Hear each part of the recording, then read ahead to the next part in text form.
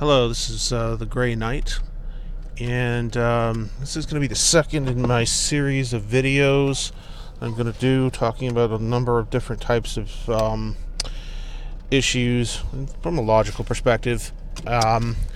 Today, I would like to talk a little bit about some things that, I guess, for lack of a better way of putting it, annoy me with the National Republican Party. To start with, I probably would start by organizing my thoughts in the sense of, a lot of what annoys me with the party really boils down to a couple of main issues, and I'm going to kind of break that down a little bit more as we go, but they tend to revolve around a couple of things. There's listening too much to I guess, for lack of a better term, the Christian or religious right. And then the other major issue I see a lot of is hypocrisy, although in all fairness, National Democratic left, the National Democratic Party, the Democratic left in this country, are equally guilty of hypocrisy. So this is not a sin that's completely confined to the Republicans. Those are the two major ones. And then I think there's also the issue of just stupid reflexive policies that aren't well thought out, where they don't consider they don't really consider the law of unintended consequences, or they don't necessarily think it through as to what the end result of the policy is. And I guess there's maybe a kind of a third one, which I think is somewhat related to listening too much to the Christian right, but it's also just a general Republican thing, which is this Johnny Law mentality that you see from time to time. And I'll go into a little bit more detail about what I mean by that in a little bit, but let's start with listening too much to the Christian right. I think that's a good place to start. That's kind of a broad topic, but what I mean by that is I'm kind of talking about, well, as an example, the Republican Party really needs to get off of the LGBT community. To the extent that it's adults doing things with adults, this goes back to what I just talked about last time with the leave me alone kind of thing. If it's adults doing things with adults who are consenting, it shouldn't matter. Okay, it shouldn't matter. It's nobody's business. You don't have to morally approve of it. Leaving them alone doesn't equal endorsing the behavior.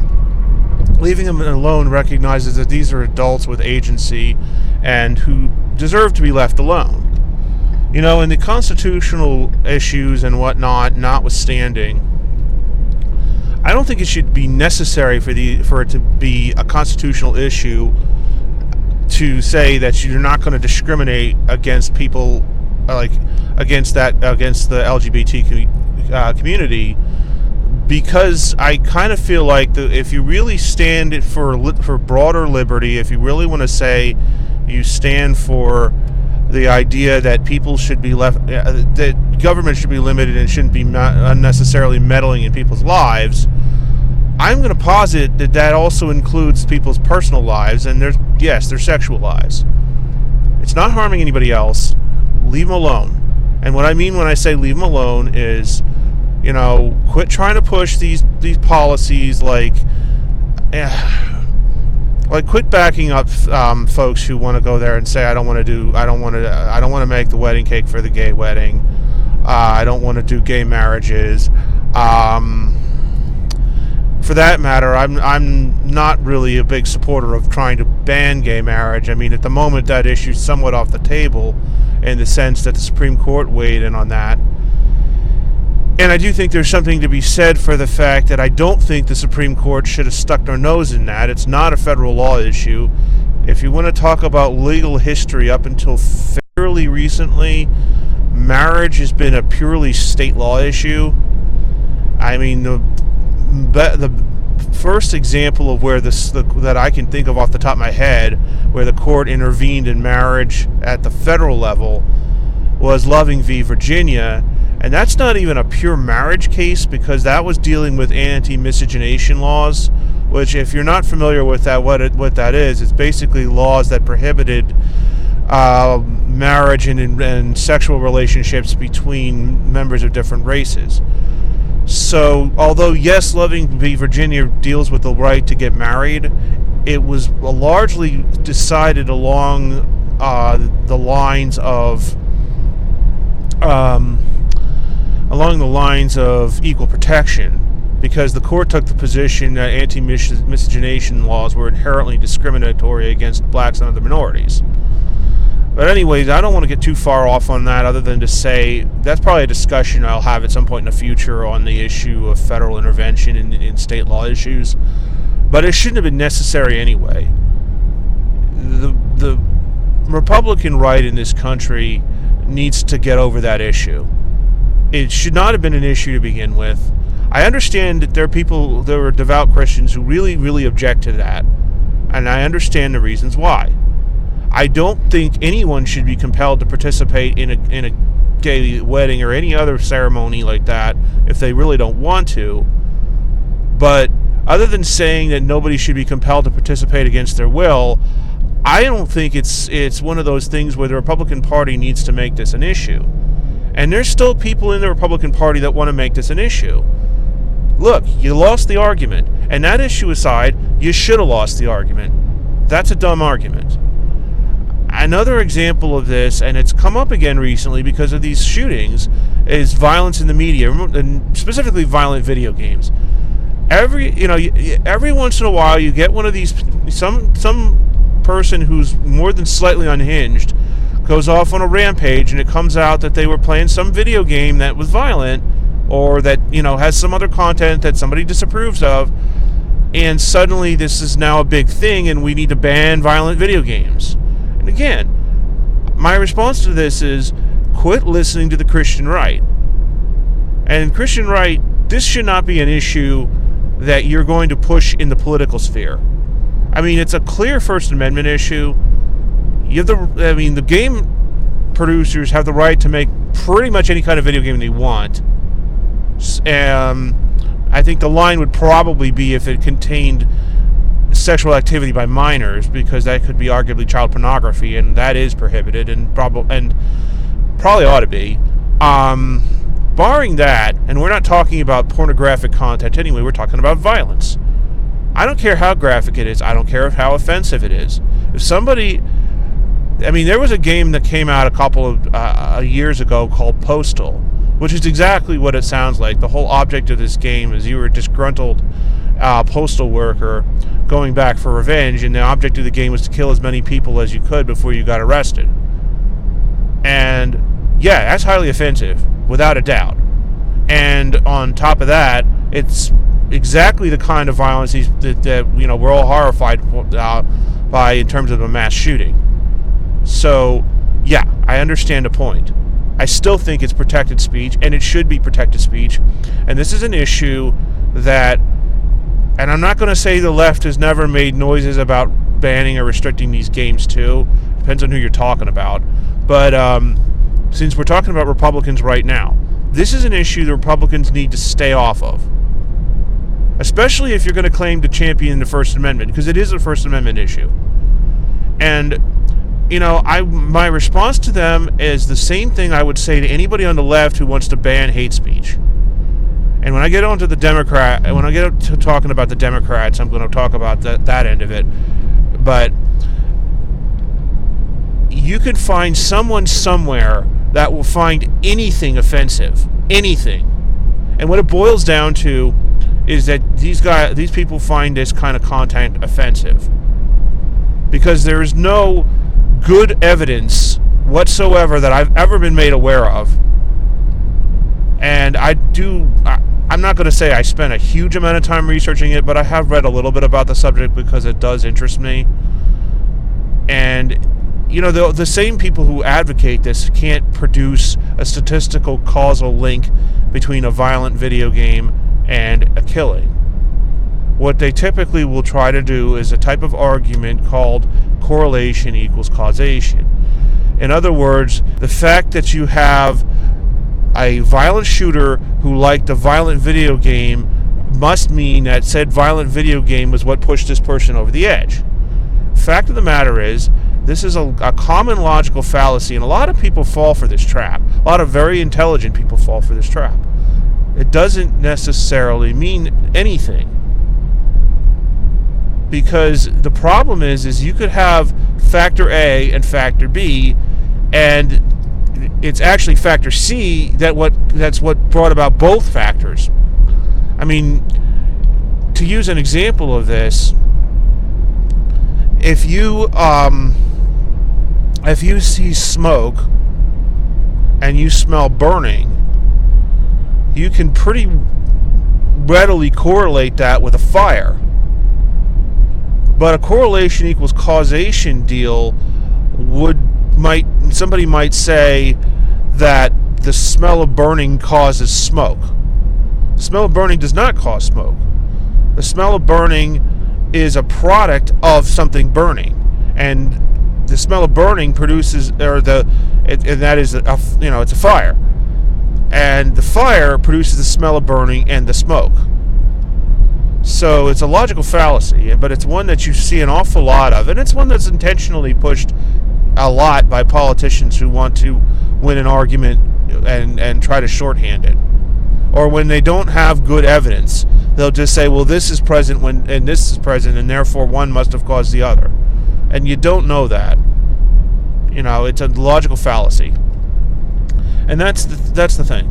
Yeah, you can certainly point to screwballs and wackos who are violent, who like violent video games. And the most simple explanation for why is because you have somebody who already has violent tendencies. Of course they're going to like violent video games. But consider this for a second. Grand Theft Auto, when it was released, and it's been out for several years now. It's not a new game anymore. When GTA 5 was released, that was the number one best-selling video game of all time ever.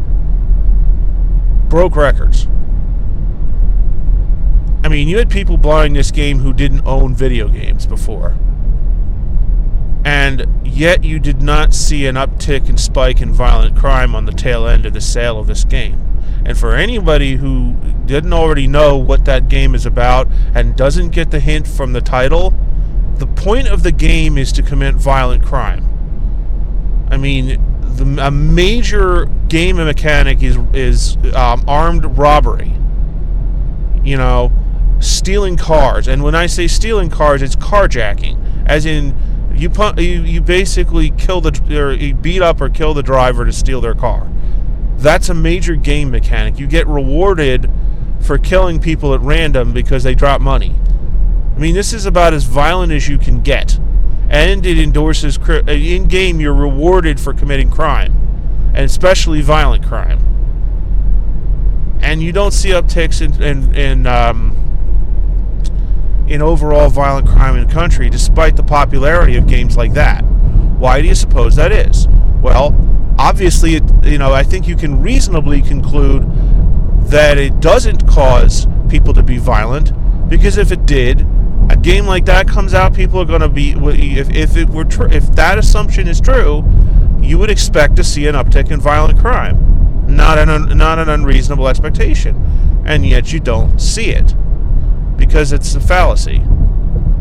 Now, yes, there are insane people who will see something in a game or a book or a movie or musical lyrics or whatever and decide for some reason to take inspiration from this and act on it or try to emulate it. That does happen. And there are arguments about why some types of content shouldn't be made readily available to children, although my personal take on this is that's a parenting decision, not a let's pass a law kind of decision. I mean, that's like trying to do neurosurgery with a broadsword when you use the law that way. And you're going to cause problems that are unforeseen. It's hard to predict what might happen. That's not a good idea. Those are some examples. It just annoys me with the Republican Party because, stop doing that. Seriously. You guys claim to be for limited government, and then you want to push crap like that.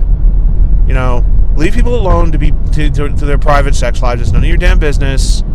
seriously, we don't need to be a bunch of little of nosy church marms about what people are doing in their bedrooms as long as it's consenting adults. Nobody cares. It shouldn't be any of your business. And for those of you who really feel like it should be your business, consider this for a moment. How many of you all cohabitate with somebody who you're not married to? Because the same people who have a judgmental ass attitude about same-sex relations or transgenders or transgenderism or whatever are the same people who probably have an opinion about you living with someone you're not married to, and would probably, if left to their own devices, try to criminalize that. Because these people are busybodies who have nothing better to do in their lives. And a lot of them, at least in my experience, and this is anecdotal, a lot of them are big-ass hypocrites. And I mean, they will sit there and tell you up and down how this is sin, and you're living in sin, and this makes you a bad, you're not a good Christian, you're not a very good person for doing this. And when you really talk to these people, they've got a bunch of skeletons in their closet of their own, which that's most people, because most of us have done something dumb at some point in our lives. Not necessarily criminal, but dumb. Or we've done something that somewhere along the line someone else is going to disapprove of, or that we come to regret later. Because we were all young once and we all do stupid things. So, but the point of my point in bringing this up is, to the extent it isn't harming someone, and to the extent it isn't harming or invading others' rights, it ain't nobody's business. As my opinion, it isn't anybody else's business. And this is the kind of thing that, as a policy matter, should not be legislated. Because all you're doing is invading people's personal freedom. I'm not even going to get into the argument whether it should be a constitutional right or not. This is called judicious use of the legislative power. And there are just some things you just shouldn't screw with. Not necessarily because it's constitutional right, but just because you ought to know better. And that's that's kind of how I feel about that issue. I feel the same way about the violence in the media. It shouldn't be an issue. It shouldn't be necessary to get into First Amendment litigation over this nonsense. You should just know better. Don't like the game? Here's an idea. Don't buy it. Don't buy it for your kids. Let's quit peddling this nonsense about censoring. And I will take it so far as to say, even if you could show a causal relationship, I still don't think it should be banned. Because it's speech. And as I said in my previous video, I feel like free speech should be nearly absolute, even if it comes at a price. It's a price worth paying, because I think the cost going the other direction is far higher. And I'm going to do a video specifically, expounding on my views on the First Amendment at some later date, but I'm just going to leave it at that. You can agree with me or disagree with me. Moving along on some other things, I mentioned earlier about Johnny Law policies, and I think this is a good place to segue into that. What do I mean by Johnny Law policies? Well, you get these candidates, and a lot of them are Republicans. They want to run on a law and order platform, and when they run on a law and order platform, what that typically means is things like mandatory minimum sentencing, 3 strikes and you're out policies, or I guess they call it 3 strikes and you're in, but that kind of nonsense.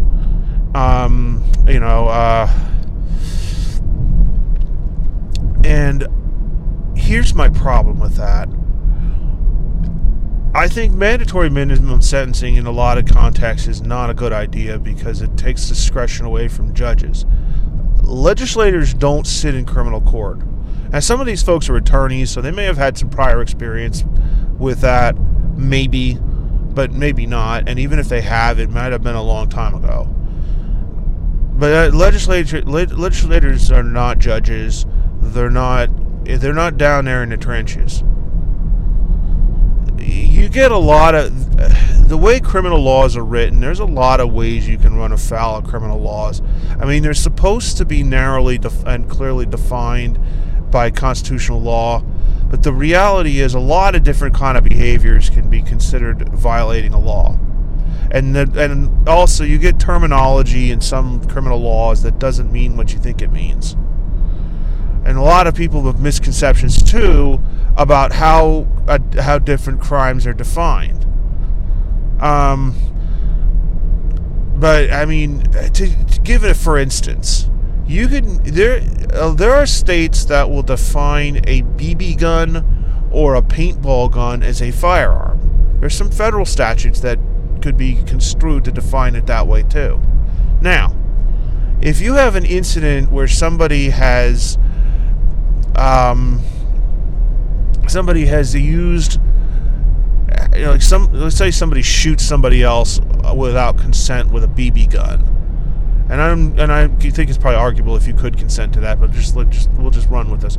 You shoot somebody else with a BB gun, and they're wounded. They're not dead. It hurts, and they've got a wound, but they're not dead. They're not maimed. Under mandatory minimum sentencing, that person is going to get sentenced the same way as someone who shot a person with a .45 and blew half their hand away. And you're talking about two totally different sets of facts. Not that the BB gun offender shouldn't be punished. That's not the argument. But I don't necessarily think the BB gun guy needs to do 20 years alongside the guy with the .45. And that's why judges should have some discretion. It's why prosecutors should have some discretion. Because the moment you start with this mandatory minimum nonsense, all you're really doing is taking away their discretion. If you have a problem with softball sentencing, and I understand the argument, this is a good argument for getting better judges. It's also an argument for understanding softball sentencing. I mean, understand that when it gets into the news, there are usually facts that don't make the news. Unfortunately, and I don't think I'm telling anybody here anything they don't already know, the news has its own little agenda. That's what they do. They do their own agenda. And so they will withhold facts, or they will paint things a certain way to send a certain message, and it's designed in many cases to get you mad. That's the point. So of course they're not going to say, and they may not know either. You don't necessarily know why, for example, if a plea bargain is made, why the prosecutor decided to make that kind of an offer. Because, I mean, it could be because they have a weak case, and they'd rather get you into the system in some way, even if it's a softball sentence, versus risking someone getting an acquittal if they're convinced that they're dangerous. It could be that they are dealing with a witness who is not wanting to testify and has been badly traumatized. You do run into that when certain in violent crime, particularly when you're talking about victims of sex crime. It could be that there were procedural defects. I mean, there's any number of reasons why. Could also be there's mitigating circumstances. Maybe the guy with the BB gun was provoked, and although it's still a crime, it may not be a defense. There's a difference between the guy that was provoked and did it versus the guy that did it because he wanted to hurt somebody and didn't care who, or because he was trying to rip somebody's wallet off and they weren't being cooperative. There's a huge difference. That kind of policy is a bad idea. It just is. It's a bad idea. I think the better approach, let's get the best people we can on the bench, and let's get the best people we can into the position of prosecutors. And to some extent that may be easier said than done, because in most cases you can make a hell of a lot more money as an attorney working in private practice than you can working for the government, whether it's as a judge or a prosecutor or a public defender. And that's not going to change. It's unrealistic to expect it to change. It's not going to change. I think still, though, you want to try to attract the best and brightest that you can. And you attract people who can look at it from both sides. That was what makes a good attorney. Not just a good judge, but a good attorney. who can see both sides of it. And really, it's not limited to the practice of law. Anytime you have a disagreement or a dispute, an intelligent, wise person should be able to see both sides. Immediately assuming the other side is 100% wrong is a mark of a fool. Now, it may indeed be the case that one side is 100% wrong. There are some absolutes out there. Not a lot of them, but there are some. But the reality is, most of the time, we're not dealing with absolutes. You're not dealing with the Teddy Bundys. You're not dealing with the Tim McVeighs. You're not dealing with the John Wayne Gacy's. You're dealing with some schmuck. And on that note, too, and here's something else to keep in mind. Most people in criminal court aren't there because they are criminals. And that's going to sound weird, but what I mean by that is you tend to see three groups of people in criminal court. There are people who are real. There are people that are there because they made a dumb mistake. There are people that are there because of other personal problems they have going on in their life, addiction, mental illness, that kind of thing. And then you get the real honest to goodness criminals. The majority of people in criminal court are not honest to goodness criminals. Most of them are there because of either they did something stupid or because they got personal problems. A lot of time it's addiction. And I want to zoom in on addiction for a minute, because this is a big one that you see the Johnny Law types always trying to beat and hammer. We got to get tough on drugs. We got to punish them more severely. Okay, here's my response to that. What do you get if you send an addict to prison? They're going to get out eventually in most instances, unless you got them for some serious criminal behavior. They will get out at some point in time, and either on parole or they'll run out their sentence. When you send an addict to prison, if you do nothing to address their addictions, they're going to come out an addict, and the odds are very high they're going to go right back to the same behavior, and you're going to have a problem with this person again, and they become a frequent flyer at the courthouse. It costs money to prosecute these people. It costs money to lock them up. And prison doesn't make them not an addict.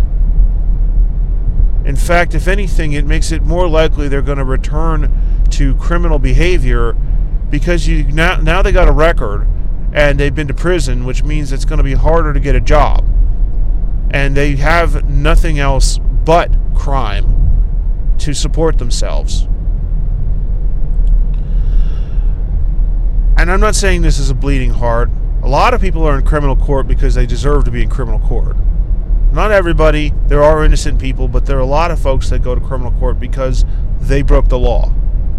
However, this being said, it costs a lot of money to send people to prison, and not just in terms of the cost of feeding and housing them in the penitentiary. When you convict somebody of a felony, that's what usually gets you sent to prison.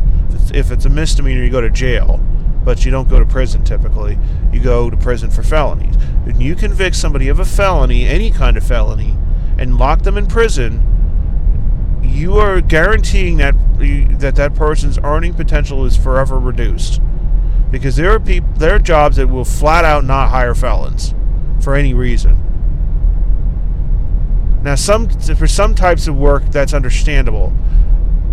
They're also, and I mean, you can't necessarily fault employers for feeling this way. But by the same token, this is where we need to be smarter about how we deal with these people. As if you permanently reduce their ability to earn, you are costing society money, because somehow that person's going to have to eat. Somehow that person's going to have to live. If they're not able to support themselves in a legitimate way, then one of two things is probably going to happen with this person. Either they're going to go back to criminal behavior, or they're going to wind up on welfare. Either way, it costs us money. Another example of this Johnny Law stupidity is trying to push policies, and this is not unique to the right either. This is actually a problem on both sides of the fence. It's just different things. Is pushing policy that is aimed at protecting adults from their own bad decisions. What do I mean by that? Well, I'm going to posit that the point of having criminal law should be to dissuade and curb societally harmful behavior. An example of this: why do we not tolerate stealing? Stealing undermines property rights. If the government doesn't defend your security and your property, that's going to lead you to have to do it yourself.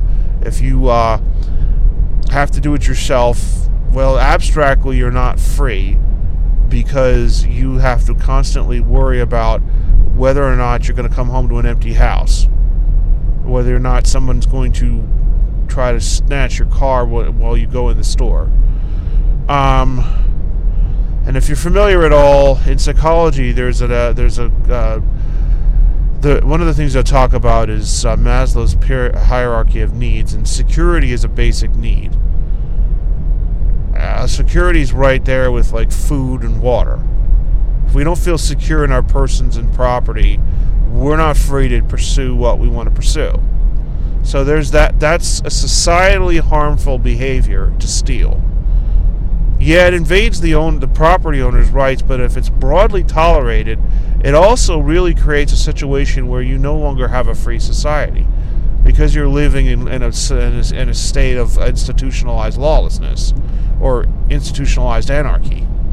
I mean, think about what the early Middle Ages were like, when you still had Viking and barbarian raids going on. That's the kind of, maybe not quite at that level, but that's the kind of threat you're talking about. If someone can just come up and steal your property with no consequences legally.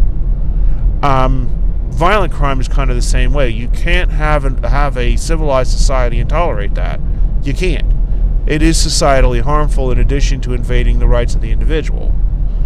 So there's a good argument for why those types of behaviors are criminal. When you're talking about, well, just as a for instance, the classic vice behaviors, prostitution, gambling, I'd say probably even extend that to some types of drug use, depending on the substance in question. Mainly what that is it's behavior that harms the individual. Gambling harms the individual because they piss their money away.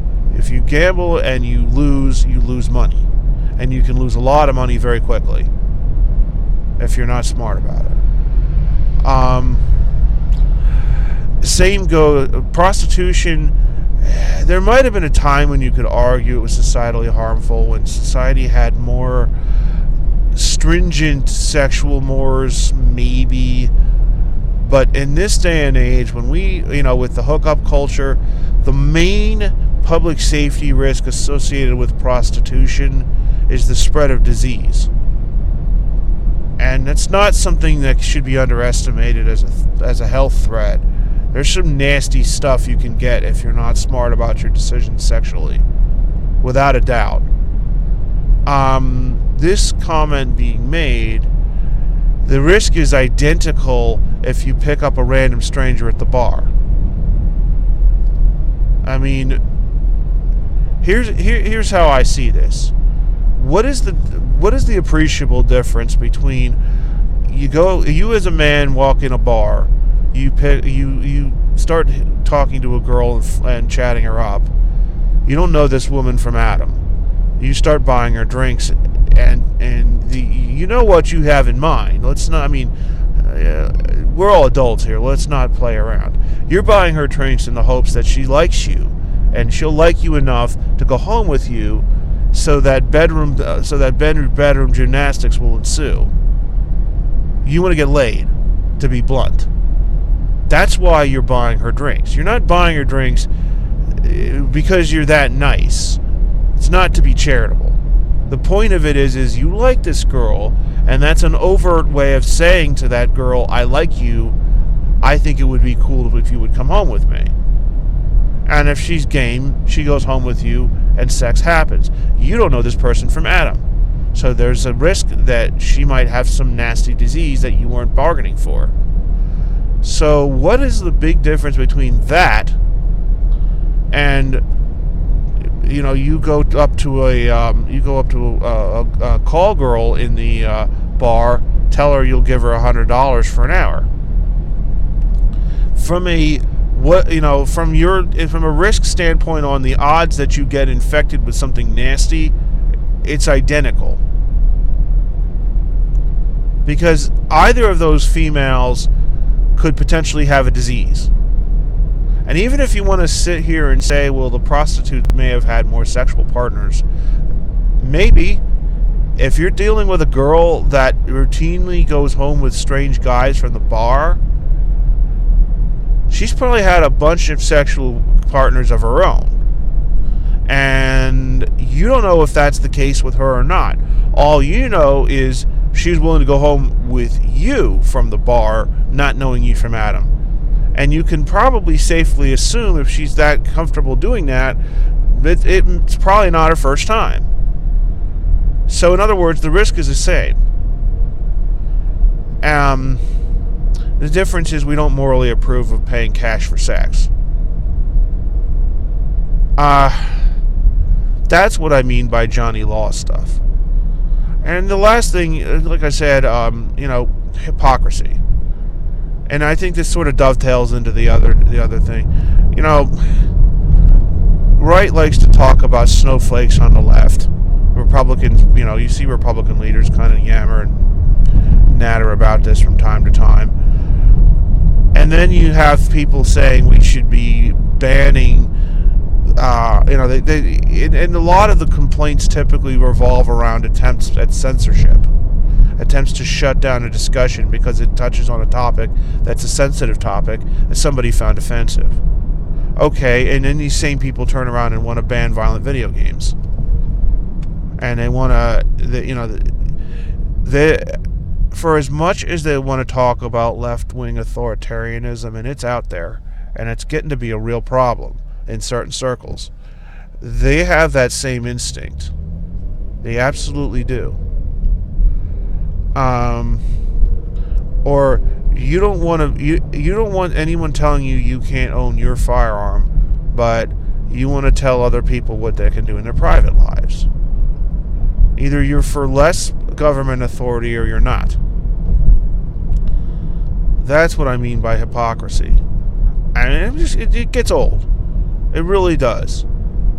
And, you guys surrender the moral high ground when you do that.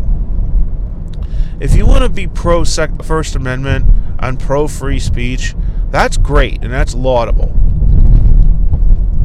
But then you need to be the first one to step up and say, point blank, we do not support any censorship, even, and stand up to your own stand up to your own base.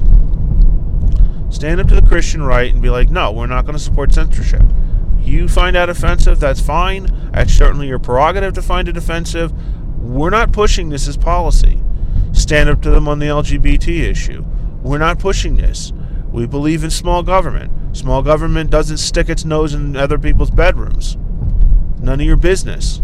You don't have to like it, but we're not regulating that. That's, because it's hypocrisy.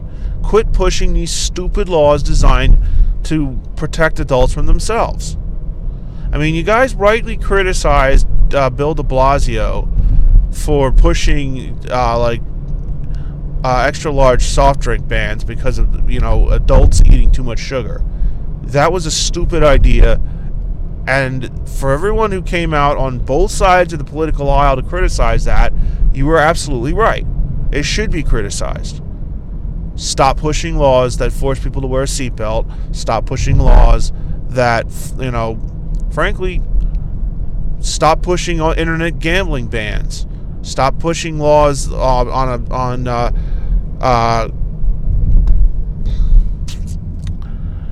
stop pushing outrageous sentencing laws and pot laws. And I'm going to come out and say I don't condone these behaviors. I don't condone the use of marijuana. I think it's a stupid habit. I mean, for all the argument about it having medicinal value, I'm not a physician, but I disagree. And I really don't think that's the attraction. Oklahoma legalized it not that long ago.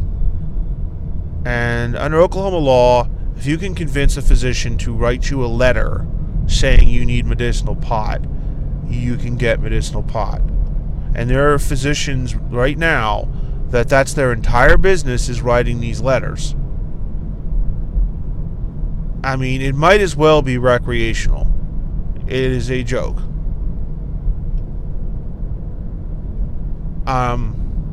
But you know what? If you're talking about a grown adult doing that, that's their business. Frankly, if they want to sit in the corner of their garage and huff gasoline, I think that's their business too. Am I going to do that? Hell no. But the government does not need to be in the business of protecting adults from themselves. The government does not need to be in the business of legislating morality. Here's another thing connected to leave the Muslims alone. If you're talking terrorists, and I'm going to use the word terrorists, not, yes, Islamically motivated terrorists are definitely a problem. I think it's fair to say they're a threat. I think Islamists who want to push Sharia law on non-Muslims are a problem. And that's fine. That is not there's also enough Muslims in this country who just want to be left alone. So, these people who want to get online, or who want to go out in public and start making cracks about basic tenets of Islam, how is this helpful? How is calling Muhammad a pedophile helpful? You don't have to agree with the religious teachings. You don't have to agree with the behavior of Muhammad. I'm going to just say this. If you want to be persuasive to people, attacking their faith on its basic levels is not a way to get that done. This is something that certain people on the left have done to Christians repeatedly. And the right calls them out for that, and rightly so. It's wrong, and it is a form of bigotry. And you guys best not be doing that to Muslims. It is in no way helpful to call Muhammad out as a pedophile. I think that's arguable. I don't know the historical context well enough to say whether or not this was something that was normalized, and I'm not trying to defend it or say it was right. I will say that using modern standards of morality to judge historical events is stupid, because you don't understand the circumstances. It's a different world with different values. And it isn't to say, I'm not going to push moral relativism at all. That's not what I'm saying. What I am saying is history should be understood in the context of what was going on at the time. Personally, I think marrying a child of 9 is wrong. Personally, I think having any involvement of a romantic or sexual nature with a child of that age as an adult is condemnable. And I don't see how that's helpful in trying to talk to and interact with the moderate and reasonable elements of the Muslim faith. You want to persuade, you want to influence people, you want to bring people around to your way of seeing the world. That is the most counterproductive way to do it. Ridiculing and attacking someone for basic beliefs is not persuasive. This is a tactic the left has used on Christians. It was wrong. It's wrong when they do it. It's equally wrong when the right does it with Muslims. And I'm not saying it's everybody. None of this is to say that everyone is like that. Everyone is not like that. But this is something that I think the leadership of the Republican right can do a better job of calling out and saying, no, that's not okay. Knock it off. And stop defending people who decide to go die on those hills.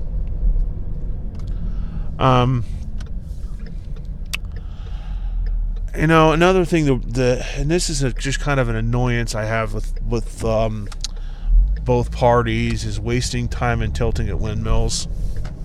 What do I mean? And what I mean by that is, when the Republicans had the minority and that had control of the House, and the Democrats had the Senate and the presidency, and the Republicans want to get into they want to try to get in a pissing match about Obamacare. Well, we're going to pass, or we're going to try to pass a repeal. That's not going to go anywhere. It's a waste of time and energy. And you burn, it's a waste of time and energy. I'm perfectly fine with a government that sits on its hands and does nothing a lot of the time. But that being said, when you spend time and energy and money trying to fight fights you can't win, it's stupid. It is stupid. And there are other things that could probably be done with that time, money, and those resources. And that annoys me.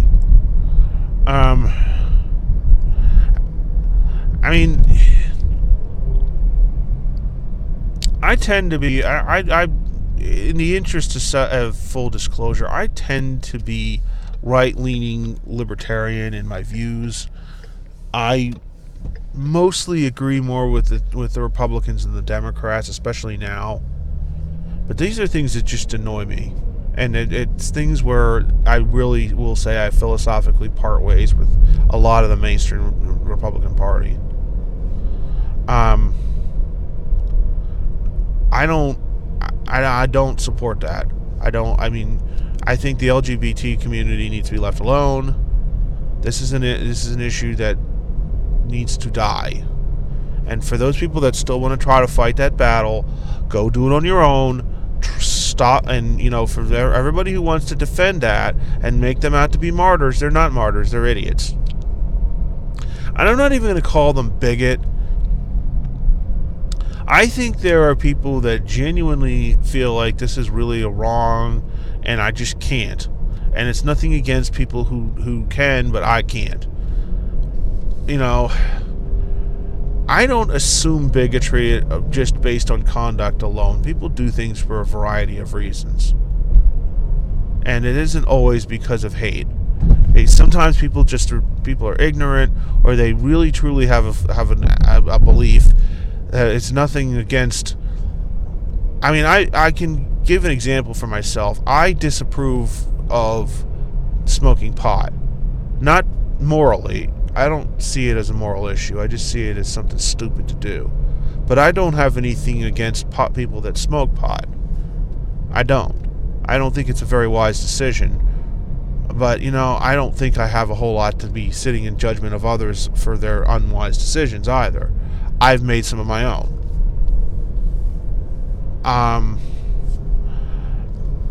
But my point with this is, I do feel like this is the kind of thing where people need to get over themselves. And I'm starting to rant here a little bit, and I'm sorry about that. What I'm getting at is, look, I don't necessarily think these people are bigots, but I do think they need to get over themselves. I do think that the party needs to distance itself from that kind of thing. And it needs to, because this is not something that should be a national position. It is not something that should be pushed in politics. I think it's a fine, and on the specific issue of laws intended to defend religious freedom, I think that's a fine balancing act between the rights of the religious person to not be compelled by government force to violate their religious beliefs, and the ability of someone to obtain basic services, to obtain basic to obtain basic goods, and to be able to interact as a regular member of society and not be singled out. I don't know where to draw the line on that. I think that's a tough one. I would say I don't think anybody should be compelled to furnish personal services if they really object to it, for whatever reason, even a really, really lousy reason. But I would ask the question: how long before this escalates into I don't want to put a gay couple up at my hotel because I don't approve of gay sex?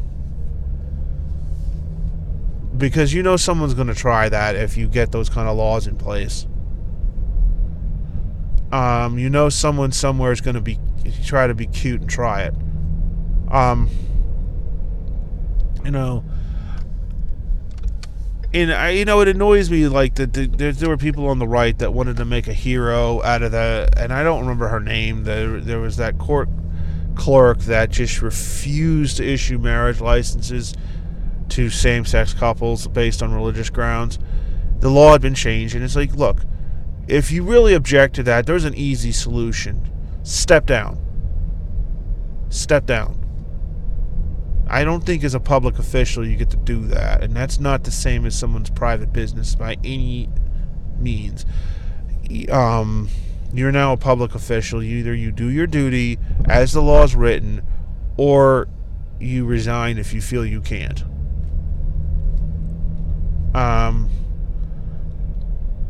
You don't get to make up the law.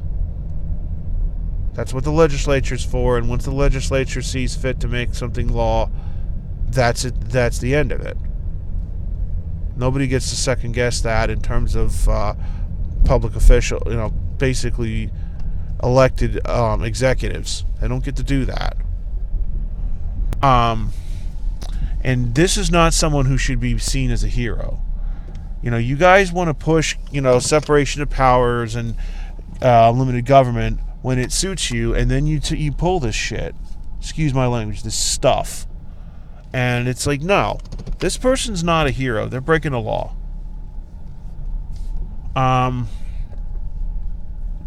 That's the hypocrisy I'm talking about and the left is just as guilty of this nonsense. But I'll call the right out too. I'll call Republicans out. I'll call out, I'd call out people I agree with on other things because it's wrong. I'm not a Johnny Law type. I absolutely am a rule of law type. And rule of law meaning if we have laws need to be followed, even if they're bad policy. And if you really believe that, you don't sit there and try to justify it on the basis of, well, I just really fundamentally disagree with that. Well, I just don't care. I'm tired of Republican lawmakers pushing laws that they know are unconstitutional under the federal Constitution, even if it's something that I would agree with as a policy matter otherwise. State of Oklahoma, to use an example again, state legislators have been trying for years to push abortion bans, even though it's settled law. It's settled law, but they want to ban it and attract a lawsuit. You have other states doing that now, and it's like, look, do I agree with Roe? No, I have my disagreements with it, and that's probably a discussion for another day. It is, as of right now, the settled law of the land, and states don't get to sit there and second guess it. And the other reason that's not a hypocrisy, that's stupid, and it's hypocrisy because these are the same ones that claim to be in favor of rule of law. Rule of law means if an issue is settled law, and in terms of constitutional law, don't screw with it. Don't try to sit there and get cute and write statutes you know darn well are unconstitutional. You want to undo that, you're going to have to amend the Constitution, as difficult as that is. Or get somebody on the bench who would be amenable to changing the law, but you don't get to those kind of measures are it's flagrantly ignoring the rule of law. And on top of that, it's a waste of money. You're going to get sued. and it costs a lot of money to get hauled into federal court, especially on those kind of issues where it's going to be heavy-duty legal argumentation. It's going to be extremely expensive, and at the end of the day, guess who gets to pick up the tab? The taxpayers get to pick up the tab. And yeah, I have a problem with that. I have a big problem with that. You know, the taxpayer don't need to get stuck with the bill for your nonsense.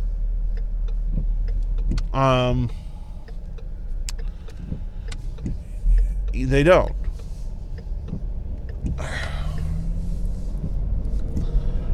Here's another one that annoys me, and I'm going to talk about the left on the immigration issue too, because both sides they don't want to resolve it.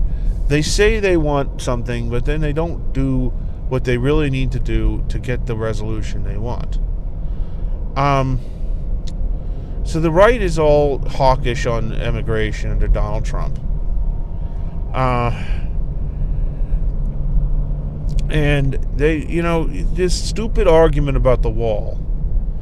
There's a really simple solution to the immigration issue. And this is something I'm going to discuss in more detail later, but long and short of it is there's a reason why folks want to come here. And it's because there's opportunities for them here, even as an illegal entrant, that are not available anywhere else in the world. That's why they come here at great personal risk.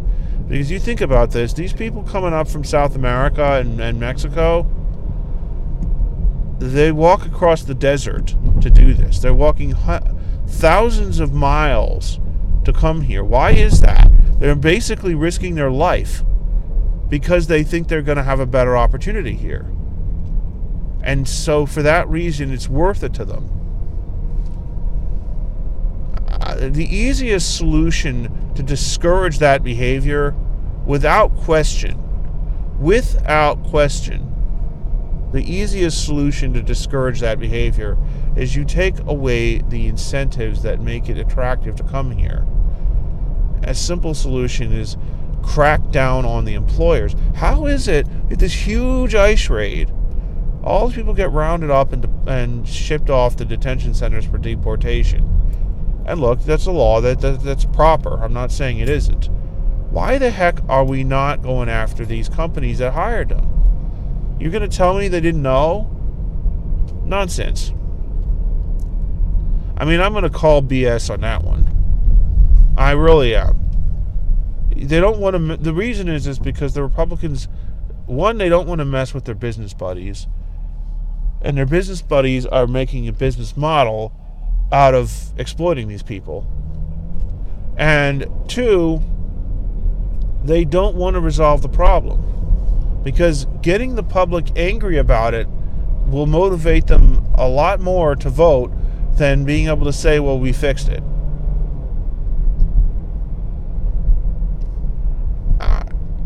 Those are some major annoyances I have. I think I've ranted enough about the Republican right. I mean, these are the major issues, but it's just, if I was going to say what I'd like to see on the right happen, stop being hypocrites. If you want to say you stand for free speech, then really stand for free speech. If you say you're against authoritarianism and you're against expanded government, then don't push policies that are authoritarian in nature, and don't push policies that are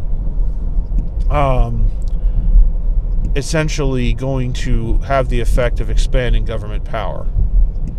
And yes, telling adults, trying to protect adults from their own foolishness, assuming you're talking about adults of normal mental competency who have a adult agency, then, that's authoritarian. Government's job shouldn't be, and it's not its place to wipe your butt for you, to put it in a kind of a more crude way. If you decide you want to walk around with a skid mark in your underwear because you're not going to wipe your own butt, I don't think it's the government's job to worry about the skid mark in your underwear. And obviously I mean this metaphorically, but you get the point. Stop worrying about what people are doing in their bedrooms. Stop trying to, if you're going to champion the First Amendment, then really champion the First Amendment. You know, you guys want to talk about hate speech, and then you want to talk about banning violent video games. Well, how are you going to how are you going to claim the moral high ground against hate speech in favor of free speech when this is what you support? You know, and this one's directed directly at our illustrious president. You know, you said a lot of stupid things, and you know, I'm not a fan of Mr. Trump, but I think so far one of the dumbest things I've heard him say is when he starts coming out about violent video games. You know what? That's just the stupidest argument. Stupidest argument. You do not have an argument.